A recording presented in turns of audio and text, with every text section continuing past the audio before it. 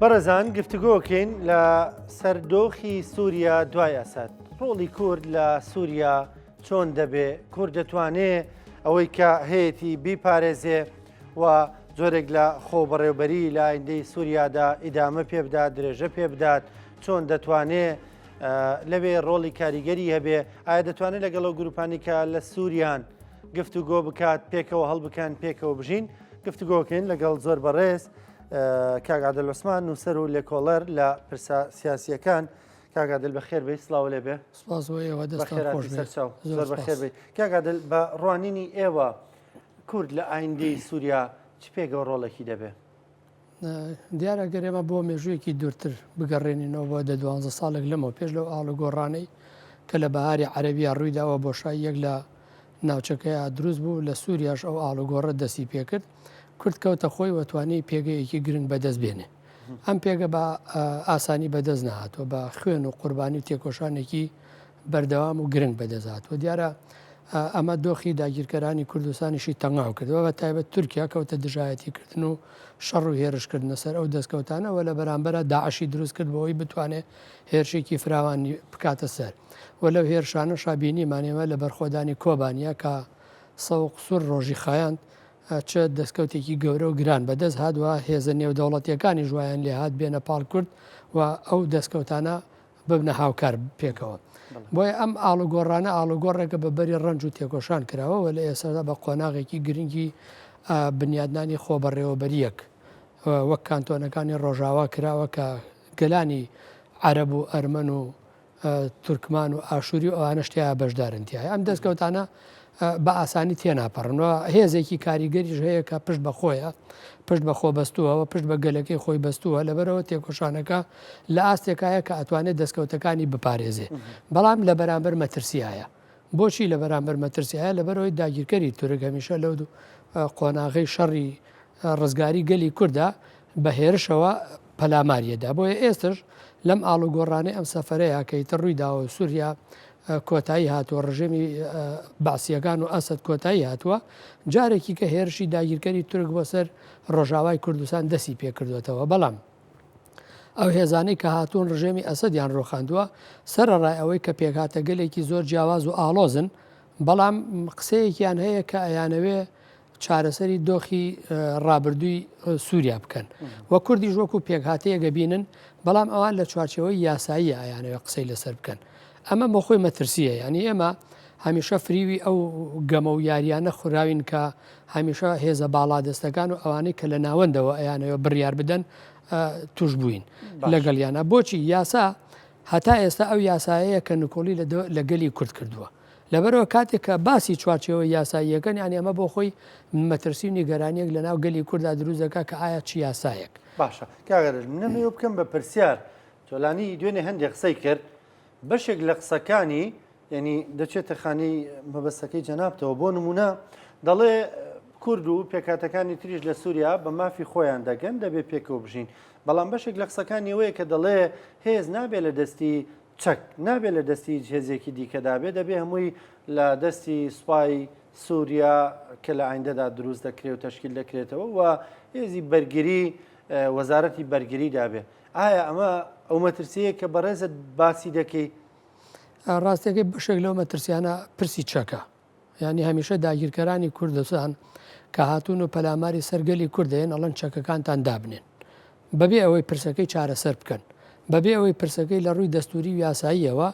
بهێننە ناو گفتوگۆ و مافی نەتەوەیەک وەکو کورد لە پاڵ نەتەوەکانی تری ئەو وڵاتی کە تایە هەیە بسەلمێنن. لەبەرەوە هەمیشە هێرشەکەن ئەوان و بە ئێمەش بە ئێمە کوردی ژەڵەن ئەڵەن چەکەکانتان دابنێن، بۆ لەبەرەوەی بمانخەنە بەردەمی کۆمەڵکوژیەکی سپی و بەبێ ئەوەی ئێمە بتوانین بەرگری لە خۆمان بکەین و پاراستنی خۆمان بکەین، ئەو داوایانمان لەکەن. بۆیە لە لای کورد پرسی چەک خوێنراوەیە، پرسی چەک توندوتیژی نییە، بەرگری و پاراستنی خۆیە. ئەم بەرگری و پاراستنی خۆیە ئەگەر کێشەکەی چارەسەر نەبێ هەرگیز چەک دانانێ، چونکە ئەگەر سووریایەکی دیموکراتیک دانەمەزرێ و لەسەر ئەساسی مێژووی کۆن و ڕابردوو لە ناوبردننی گەلی کورد دابەمەزرێتەوە، کەواتە تۆ پێویست بە پاراستنی خۆت هەیە و پاراستنی خۆش بەس تەنیا چەک نییە لە لای کورد. ئێستا کوردی نوێ هێزەکانی پاراستنی خۆی لە تەواوی گۆڕەپانەکانی ژینگەیی، ڕەگەزی، کۆمەڵایەتی، ئابووری، سیاسی، سەربازیە پێناسە کردووە لەبەرەوە تەنیا کێشەکە چەک نییە وەچەکیش تەسلیم ناکات ئاتا ئەو کاتێک کە نەبێت بە پرسێکی یاسایی سیاسی کە کێشەی کورد چارەسەر بوو بێتایە و پاراستنیش بوو بێتە هێزی پاراستنی وڵات و پێکهاتە جیاوازەکانی ناوخۆ ئەبۆ شێوە کورد ئامادەیە ببێتە بەشێک لە هێزی پاراستنیش نەگەرەونەی کە بڵێ چەک دابنێ بۆچی چونکە چەک پرسێکە بۆ پاراستنی پێکهاتە ئاڵۆزەکانی ناوخۆوە ئەو هێرشە دەرەکی و ناوخۆیانەی کاکرێتە سەر ئەو دەستکەوتە دیموکراتیک و دەستوریانەی کە لە وڵاتە بەدەست هاتووە کوردیش ئەگەر بەشێک بێت لە پێکهاتە کەواتە پێویستە لە پێکهاتی پاراستنیشا جێگەی هەبێ بۆیە پرسی چەک پرسێکی دراسەکراوە خوێنراوەیە وەشیکردنەوەی لێکۆڵینەوەی جدی لەسەرکراوە وەڵامی جدیشی پێدراوەتەوە یعنی هەروە بە هاکەزایی چەک تەسلیم ناکرێت بەڵێ ئەوە هەر هاوکار لەگەڵ قسەکانی جەنابتە ئێستا مەزلوم کۆبانێ ئاماژەی بۆ کردووە دەڵێ پێویستە پرۆسە سەربازیەکان بوەستێنرێن ئێستا بێگومان پرۆسی سەربازی جیاواز لە سووریا بەڕێوە دەچن هەم مێرشەکانی هێرشە بەردەوامەکانی ئیسرائیل بۆ سەرخاکی سووریا و هەم ئەو گروپانەشی کە لە تورکیاوە نزیکن بەردەوام دەیانەوێت خاکی زیاتر داگیر بکەن بەتایبەت دوێنێ هەوڵێکە بوو بۆی کە کوبانێ با بڵین لە کوبانێ هەندێک شەڕ و ئاڵۆزی هەیە مەزلوم کوبانێ پێشوازی لە ڕێگەیەندراوی کۆتایی لووتکەی عەقەبە لەبارەی دۆخی سووریا دەکەین ئەو لێدوانەی دیارە ئێستا ئاماژەی پێکردووە گەر شتێکی تازە بێ دواتر بێگومان بۆتان دەخوێنینەوە. کاکادل دوێنێ هەندێک هەوڵ بوو بۆ جۆرێک لە ڕێککەوتن بەتایبەت لە سەر خاکی کۆبانەیە بەڵام پێم وابێت نەگەشتنە ڕێککەوتن پێت وایە کورد دەتوانێت لەگەڵم گروپانەدا هەڵبکات کە لە سووریا هەن لە کاتێکدامانە هەندێکیان لایەن تورکیاوە پشتیوانی دەکرێن سەپۆر دەکرێن پرچەک دەکرێن وەهان دەدرێن کورد لەگەڵ ئەمانەدا دەگاتە نەتیجە لە کاتێکە وەزیری دەرەوەی تورکیان نیشاردۆ دەڵێ ئامانجی استراتیژیەمە لە ناوبردننی یەپەگەیە لە سووریا ڕاستەکەی کورد کێشەی لەگەڵ هیچ کەسێکان نییە ئەوانن کێشیان لەگەڵ کوردایەکی نا کورد دەتوانێت لەگەڵ هەر کەسێکە هەڵکە کە بە نیەتێکی جوان و پاکەوە بێت پێکەوە ژیان لە وڵاتەکەی دروست بکاتەوە بتوانێت لەسەر پرۆسەیەکی ئاشتەوای و ئارام پێکەوە بژین بەڵام لە بەرامبەر ئەو مەترسیارنشی کە بۆی دروستەکەن دەسەودامێن دانانیشەوە پاراستنی خۆیەکەوە هەتا بتوانێت دەستکەوتەکانی خۆیە پارێزەوە لەگەڵ ئەو هێزانەشە پێویستیشی بەوە کرد بچێتە ناو شەڕەوە ئەشێتە ناوشەڕەوە بۆچی ئەچکەمە مێژووی ڕابردوومان نیشانی داوە کە چ قارەمانەتی و شەڕێکمان کردووە وەگەلی کورد تێ کۆشانێکی کردووە چ خوێنێکی داوە ینی گەلی کورد بۆ دەستکەوتەکانی خۆی هەزاران ڕۆڵی شەهید کردووە بە شەهیدکردن داوە لەبەرەوە لە ڕۆژاوای کوردستانیشە ینی ئەو دەستکەوتی کە هەیە بەرهەمی 11 تا 13 هزار شەهیدە و هەزارەها برینادا و قوربانی و لە دەستدانی خاک و نیشتیمان و ئابوووریەکی زۆرە لەبەرەوە بە ئاسانی دەستکەوتەکانی لەدەست ناداوە لە بەرامبەر ئەو هێزانەشە ئەگەر بیانەوێ هێرش بکەن و ئەو نیەتانی دەوڵەتی داگیرکەری تورک لەسەر باشووری لەسەر ڕۆژاوای کوردستان جێبەجێ بکەن ئەوان بەرگری و پاراستنی خۆیانەکەن تا ئەو هێزەی کە بتوانن وە دۆخی ئێستا بە سووریاش ئاڵوگۆڕی بەسەر هاتو وەک ڕابردوو نییە ڕابردوو ڕژێمی ئەسەد هەبوو بەهانەی ڕژێمی ئەسەد و ئەو لە دەستدانی ئارامی ئەوێەوە دەوڵەتی تورک ئەیتوانی هێرش بکات بەڵام ئێستا زمینەی ئەوەی لە دەست داوە لەبەرەوە بە دەوڵەتی تورکیش ئاسان نییە کە هێرش بکات هێرشکردنی دەوڵەتی تورک خۆکوژیە لەبەرەوە بۆ دەوڵەتی تورکیش پێویستە دەستێکی کورد درێژ کراوە بۆ ئاشتی و بۆ ئاشتەوایی وەکو بەڕێزیش باست کرد کە بەڕێز مەزلوم عەبدی وتوێتی جوڵانەوە جەنگیەکان ڕابگرین یعنی ئەمە پەیامی ئاشتیە پێویستە ئەم پەیامی ئاشتیە بە هەند وەربگیرێت وا تێ نەگەن کە ئەوان ئەتوانن کوردێکی ڕێکخراوی سەربازی سیاسی کۆمەڵایەتی ئەتوانن بە ئاسانی تەفروت و نابکەن چکە کوردیژی تر ئەمڕۆ لە پارسەنگی هێزی ڕۆژاوای کوردستان و سووریایە جێگەیەکی گرنگی هەیە و لە هەموو هێزە سیاسیەکان و سەربازیەکان خاوەن ڕێکخراوترە و هاوبەندیەکیشی لەگەڵ ئەمریکیەکانە هەیە لەبەرەوە پرسی ئەمریکیەکانیش بۆ خۆی پرسێکە کە هەتا ئێستا نەیهێشتووە دەوڵەتی تورک بە شێوەی هۆڤانە هێرش بکات بۆیە لە ناو ڕێکەوتنەکانی دوای شەڕی شەه باشە شتێکی لەو شێوەیە هەبوو بە دەست پێشخەری ئەمریکیەکان کە شەڕ ڕابگرن بەڵام تورکیا نەیکرد ئێستا ئەیەوێ هێرش بکات بە پێی هەواڵەکانیش کە هەیە ینی ئەمریکیەکان چوونەتە سنوورەکانی کۆبانی ئەو شوێنانەی کە بۆشایی سوپای ڕووسی تیا دروست بووە ئەوان پڕیان کردوێتەوە ئەمەش بۆ خۆی پەیامێکی کەیە دڵنیاییەکە بۆ کورد پێ وایە ئەمریکا کوردە پارێزێ لەوێ مۆزۆ پاراستن نییە ینی ئێمە با ئەم چەمکە بخینە ئەولاوە بۆچی چونکە کوردی باشووری ئێمە هەمیشە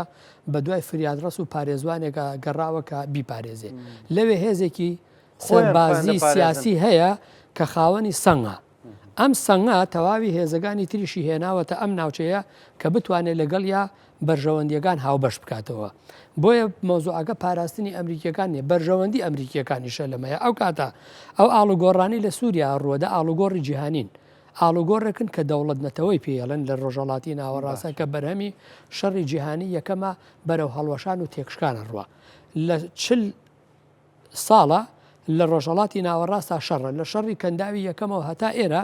ئەو شەڕەیە بۆ ئەو ئاڵوگۆڕانی دەوڵەت نەتەوە لەبەرەوە ئاڵوگۆڕەکان جیهانین و هەموو ئەوانە فیگەرێکی بچووک و بەشبەشن لە ناو ئەوانەیە کاتوانین ئێمە گەر سیستەمەکە بێنینە بەرچاوی خۆمان تێکۆشانی گەلی کورد بۆ هەڵوەشاندنەوەی دەوڵەت نەتەوە کاریگەری گەورەی هەیە بۆ چونکە ئەم دەوڵەت نەتەوەیە لەسەر کەلاک و لەسەر لە ناوبردننی گەلی کورد دامەزراوە ئێستا گەلی کوردیش بووەتە هێزێک لە هەر چوار پارچەی کوردستانە کە قورساییەک و سەنگێکی گرنگی هەیە بۆ هەڵوەشاندنەوەی ئەوە لەبەر ئەوە ڕژێمی گشتی هەژمونی سەرمایە جیهانیش ئەوێ ئەم دەوڵەت نەتەوە بگۆڕێ بە شێوازێکی کە بۆی ئێستا شێوازێک لە سیماکانی ئەو ئاڵوگۆڕانە دەرکەوتووە یعنی ئەو قسەی کە ئیسرائیل وتی ئیتر ناتوانرێ بەر سووریایەکی ناوەندگەرا بڕێەوە ببرێ و پێویستە خۆ بەڕێوەبەریەکان یا فیدرالیزمەکان دابمەزرێتایە ئەمە بۆ خۆی پامێکە کە ئیتر سیستەمی جیهانیش ئەوێ بەوە بگات کە لە ڕۆژەڵاتی ناوەڕاستە کە مۆزاییکی گەلانی جیاوازەوە هەبوونی جیاوازی تیا هەیە پێویستە ئەمانش مافی خۆ بەڕێوەبردنیان هەبێ و بتوانن بژین لە ناو چوارچەوەی دەوڵەتێکە کە بە دەستور بە فیدرالیزمە یا بە خۆ بەڕێوەبەریە یا بە هەر شێوازێکی دیموکراتیکانە گەلانی ئەو ناوچە خۆیان بڕیاری لێدەن بدەن بەڕێوە ببرێ بۆیە ئەم ئاڵوگۆڕانە جارێکی کە پێگەی دەوڵەتی تورکیای زعیف کردووە لاواز کردووە کە بەرەو ئەوەیە بات کە ئەم دارە لەسەری خۆیان پشکێتەوە بۆیە پێگەکانی تا ئێساوی دەرەکەوێ تورکیا قسە یەکلاکەرەوە دەکات لە سووریا ینی ئەو قسە دەکا سەرۆکی مید لە سووریایە وەزیری دەرەوە دەچێتە سووریا و دێتەوە ینی بەردەوام ئەو بە ناوی ینی تەنان هەندێک دەڵێنەوە لێ دوانانەشی کە محەممەد جۆلانی دەیدا ینی هەر نووسراوەکی و دەستنووسی تورکیاە ڕاستەکەی قسەی یەکلاکەرەوە ناکات تورکیا یعنی ئەگەر قسەی یەکلاکەرەوەی بکردایە تورکیا ئێستا ڕۆژاوای کوردستان تاوا بوو بەڵام تەرەفێکی شەڕە لایەنێکی بەخێرایی دژ بە کورد مامەڵە دەکات لایەنێکی بەهێزیشە لە شەڕەکانە و هێزی پرۆکسیشی هەیە بەڵام ئێستا ینی دەستێوەردانی تورکیا لە ڕووی یاسای نێودەوڵەتیشەوە زمینەی نەماوە کە بەڕاستە خۆستپەوە کوسپا هێرش بکە ئەگەر بیکە مەترسیە بووی لەبەرەوە ڕاگیرێ دوو ئەو هێزە پرۆکسیانش بۆ خۆی هێزی تەواویان نییە کە بتوانن ئەو دۆخە بە قازانجی تورکیا وەربگێڕن بۆیە ئێستا هاوکێشەکان ئاڵوگۆڕی بەسەر هاتۆ تورکیا وڵاتی زلهێزی ناوچەی نییە بۆ بەڕێوەبردننی سیاسەتی هەژمونی دەوڵەت نەتەوە دەوڵەت نەتەوە سیستەمی ئەوروپیەکان بوو ئێستا ئیسرائیل بووە تا وڵاتی هەژمونی و بەڕێوەبردننی هەژمونی ناوچەی بەڕێوەبردننی ئامانجەکانی دەوڵەتانی زلهێزی دنیا لەبەرەوە ئێستا قسە کە بتوانێت سیماکانی زلهێزی ناوچەی دیاری بکە ئیسرائیل لە نەک تورکیا لەبەرەوە سیرەکەی تورکیا ناتوانێت هێرش بکات لەسەر سنوورەکانەوە پێیانڵەن ئەڵەن ستۆپکە ینی تەنانەت ئەمڕۆ هاکان فیدان ئەو قسەیە ڕاگەیاندووە کە ئێمە لەگەڵ ئەمریکیەکانە تەواو جیاوازین دوو بۆچوونی جیاوازین ئەمە لەوانەیە احتیممالی بگەیەنێتە سەرەوەی بەریەکەوتنیش دروست بێ ئەگەر تورکیا پڕکێشی هێرش بکە لەوانەیە بەریەکەوتنیش دروست بێ و ئەگەر هێرشیش بکە بەرامبەر بە کورد بۆ خۆی لە بەرامبەر یا ئەوەستێتەوە لەبەرەوە ئەمریکیەکانیش ناچارە بن یعنی دەخالەت بکەن و بەڕێوە بچنتیایە بۆیە ئەو سیرەکەی لە سووریایە ئێستا ئیسرائیل لەو ڕۆژەوەی ئەسەد ڕووخاوە سەدان هێرشی کردووە تەواوی بنگە و بارگاکانی ژێرخانی چەکسازی و سەربازی سووریای هەڵوەشاندووە تورکیا ناتوانێت قسەیەکی تیا بکە ئەگەر قسەی یەکلاکەرەوە بیکردایە نەهێشت ئەوە ڕوو بدات داوا لە کۆمەلگەی نێودوڵەتیە کە ئاڵە ئیسرائیل بوو وەستێنن باو هێرشانە نەکاتە سەر خاکی سووریا ئەوانێ جابۆی ئاڵوگۆڕەکانی سووریا ئێستا یەک بە قازانجی تورکیانە دوو بە قازانجی داگیرکەرانی کوردستان نییە ئێستا تورکیا ئێرانی زێڕینی کووردە دۆخی زێڕین نییە دۆخی زێڕین نییە بەڵام دۆخێکی گرنگە و هەستیاریشە مێژوویشە کە کورد بتوانێت بە یەکگرتووی لە بەرامبەر ئەو هێرشانەی کە ئەکرێەوە لە بەرامبەر ئەو دەستکەوتانی کە بەدەزاتەوە هەم بپارێزرێ هەم بیکاتە پرۆسەیەکی یاسایی دەستوری لە هەر وڵاتێکە بۆ نمونە لە عێراقی ئێمەیە کۆمارێکی فیدراالی دروست بوو دەستورێکی فیدراالی دروست بوو هەرچەند کە بوو کوڕیشی هەبێ کورد لە ڕووی دەستوری و یاساییە بۆ فیگەرێکی داسەپاو پێویستە لە سووریاشا بە هەمان شێوە ئەمە بکرێ بۆیە گرنگە ئێمە بتوانین لە سووریاشا بە هەمان ئەو پرۆژەیە بگەین کە سیستەمێکی فیدراالی فرەنەتەوەی فرە پێکهاتە دا بمەزرێنین کە لە ڕووی دەستوری و یاساییەوە گەرنتی بکرێ و ئەم گەرنتی ئەبێتە هۆکاری ئەوەی کە جارێکی کە کورد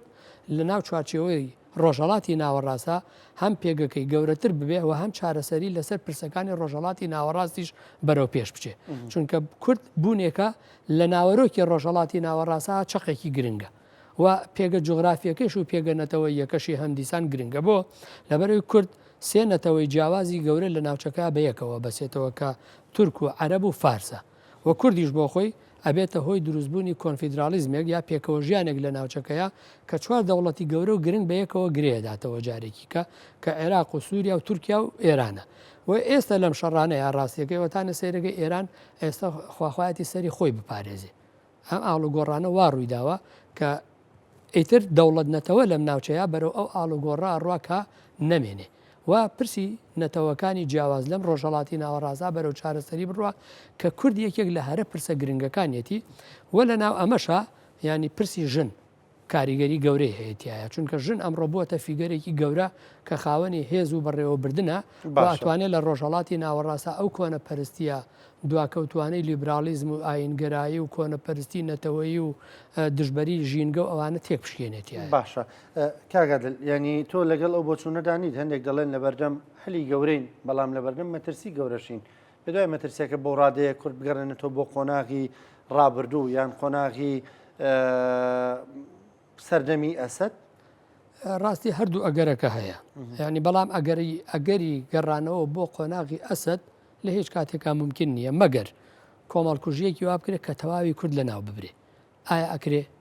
کورد لە ڕۆژاوای کوردستانە خاوەنی دەیان هەزار تا ئاستی 100,000 بەرەوسەر لە هێزی سەربازی گەیشتووە خاوەنی چەک و جبەخانەی گرنگە خاوەنی چەکی پێشکەوتووە ئایا ئەکرێت تۆ لە ڕۆژێکا کە بە یەک فیشک دەست بە تێکۆشان کردووە ئەمڕۆ بە جبەخانەیەکی گەورە و بە هێزێکی گەورە و بە ئیرادە و متمانەیەکی گەورەی تێکۆشانی گەلی کوردیش لە ڕۆژاوای کوردستانە بگەیتە ئەو ئاستەی بچیتەوە قۆناغی ئەسەد لەبەرەوە ئەو هەنگاوی هەمیشە کە ئەنرێ بۆ پێشەوە قەت ناگەڕێتەوە دواوە بۆ لەبەرەوەی ئیرادەیەک و متمانەیەکیش هەیە بەڕێز کاگادل عوسمان نووسەر و لێکۆڵەر لە پرسە سیاسیەکان سپاس دەکەم سپاس بە ئامادەبوونت بە خێراتی سەرچاو پێی وایەوەی کورد دەستکەوتەکانی لەدەست نەدا و قۆناغی ئایندەتر قۆناغی گەشانەوەی زیاتر تۆکمەبوونی زیاتر پەیوەندی و گرێدانی زیاتر لە نێوان ڕۆژاوە و باشوور و پارچەکانی دیکەی کوردستاندا بێ سپاس دەکەم سپاس بۆ ئێوەش دەستی ئێوەش خۆش بێ لە دەستیش ناچێ ئەو متمانە و پێکەوە بوونەی کە دروست بووە ینی کوردی گەیاندۆتە ئاستی هێزێک کە لە ناو هاوسەنگیەکانە ڕقەمێکی گرنگ بێت و بتوانێت کاریگەری بکات.